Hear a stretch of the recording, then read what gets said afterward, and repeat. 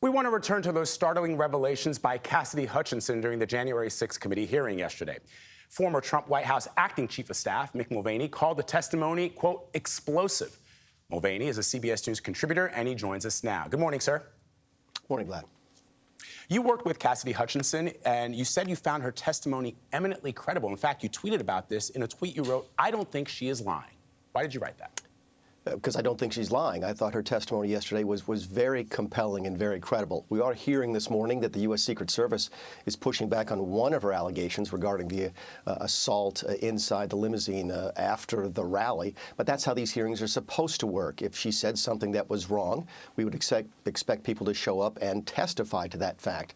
By the same token, if she said things that were right, we'd like to have people come up and corroborate. I think one of the takeaways from yesterday is that it's almost guaranteed now that Mark Meadows will have to come and testify. He may take the fifth, but my guess is he has to show up. Someone from the Trump team should show up and say that what she said is wrong if what she said yesterday is wrong. It'll be interesting to see if that happens.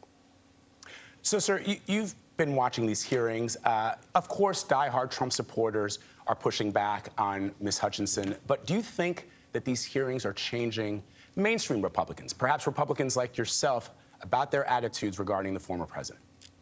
Sure. It certainly changed my mind. Yesterday's testimony did. I've been defending the president against the charges of incitement to riot. I've seen the same speech he's given dozens of times. I've seen him accused of trying to foment violence with no violence at all coming as a result. So I've been defending him. But after yesterday, when she testified that he knew that there were guns on property and that he still encouraged people to go down to the Capitol, that certainly changes my mind. Whether or not it's going to change the hardcore MAGA supporters on the right wing of the party, I don't know. That remains to be seen. My guess is it might not, but I do think a lot of people are looking at this entire hearing process and January 6th differently after yesterday's hearing. So if Donald Trump is the Republican nominee in the next presidential election, would you vote for him?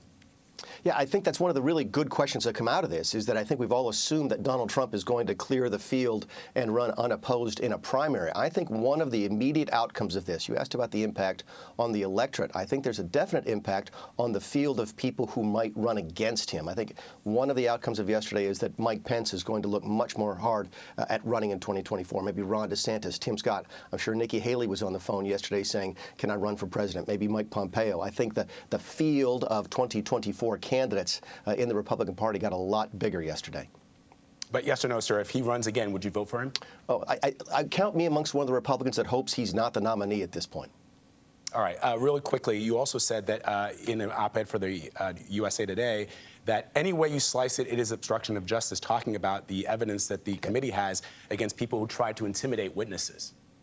Yeah, I think that was the most stunning part of the hearing that didn't get as much attention as I thought that it would. I think the reason that Liz Cheney held it towards the end was that she thinks it's very important. And if they have hard evidence of people within the Trump world reaching out to witnesses to point out that, oh, the president's watching, the president reads transcripts, as long as you do the right thing, you'll be in his good graces, implying that they won't be if they don't, that is problematic. It's so often in our history, especially in political history, it's not the crime, it's the cover-up that ultimately gets people in trouble. And if the commission has real evidence of that, that's a whole new matter that we just discovered for the first time yesterday that could be a problem for the former president and or his team. Especially, as you say, sir, if Mr. Meadows does agree to testify. Mick Mulvaney, thank you very much, sir. We appreciate it. Thank you.